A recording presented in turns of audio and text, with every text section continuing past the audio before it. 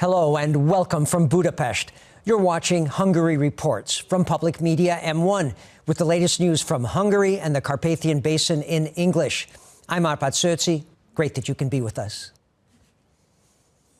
The Hungarian government will continue to subsidize public utilities, according to the Minister of Energy. So far, all homes qualify for this, provided they don't go over the average consumption worked out for the size of their units. The government also promises that it won't increase system usage fees for public utilities. Minister Csaba Lantos said that the government's goal is for Hungary to have secure sources of energy, which are also affordable and maintainable. And the government claims that the European Union isn't properly dealing with inflation and is instead concentrating on sanctions on Russia. That's what Hungary's Foreign Affairs and Trade Minister said when the EU announced its 10th sanctions package against Russia on Wednesday because of its invasion of Ukraine. Péter Szijjártó added that sanctions have already proven not to bring peace, whereas they have created considerable difficulties for Europe's economy. He pointed out that there have already been 9 packages of sanctions, and as he formulated it, 9 times they haven't worked.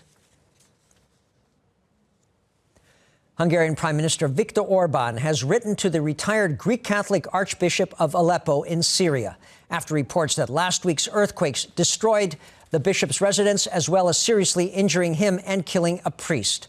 The PM wrote that he is deeply concerned after being informed of the events and that he was quite relieved when he heard that the retired bishop was no longer in life danger. He also assured the Greek Catholic leader that Hungary stands by his community and that the government will do what it can to help survivors rebuild. Hungary's president has called for strengthening energy and economic cooperation with Bahrain during her visit there. Katalin Novak was received by the King of Bahrain, and the two both agreed about how important it is for a peace deal to be worked out in the war in Ukraine. Novak noted that it was also the first visit by a Hungarian head of state to the kingdom, and that though both countries' cultures are quite different, they were connected by a will to preserve their values and cultures.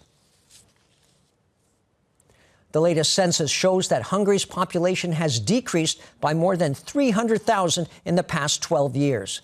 That's compared to the previous census of 2011. The only counties that saw an increase in their populations were Pest and Győr-Moson-Sopron. Pest, the county that surrounds the Budapest capital, had the biggest increase with 10% more people.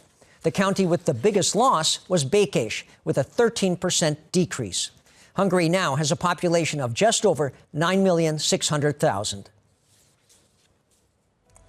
And that's all for now, but don't forget you can always watch Hungary Reports live after the Hungarian language news at about 11:15 p.m. Central European Time. You can also catch us in repeats and online. Please stick around if time permits. We also have news broadcasts in German, Russian, and Chinese. Thanks very much for watching, and minden jót.